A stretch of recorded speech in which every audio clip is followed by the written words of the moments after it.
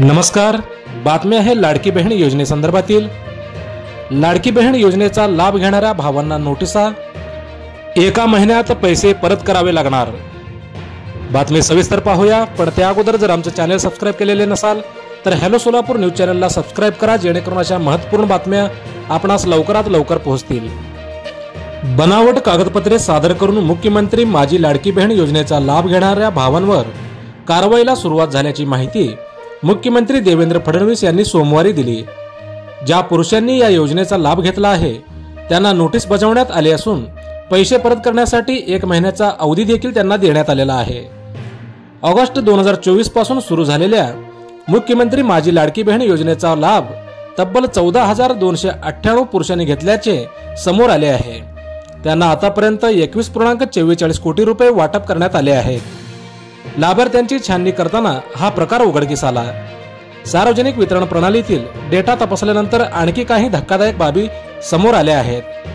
तब्बल 2,36,014 लाभार्थ्यांच्या नावांमध्ये संशय आहे।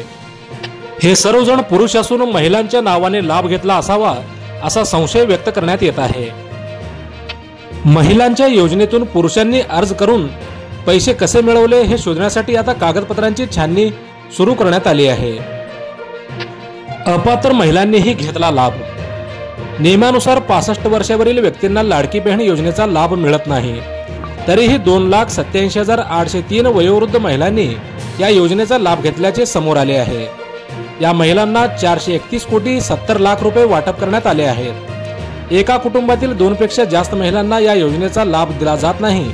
असे असतानाही तब्बल 7,97,751 कुटुंबातील 2 पेक्षा जास्त महिलांनी या योजनेचा लाभ घेतला आहे।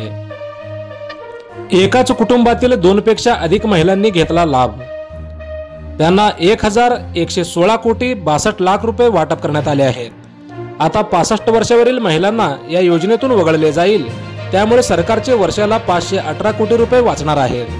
मात्र ज्या कुटुंबातील 2 पेक्षा अधिक महिलांनी या योजनेचा लाभ घेतला आहे त्यांना या योजनेतून वगळण्याबाबत अद्याप निर्णय झालेला नाही। मोजक्या, निवडक व महत्त्वपूर्ण बातम्या पाहण्यासाठी सबस्क्राइब करा हॅलो सोलापूर न्यूज चॅनल। धन्यवाद।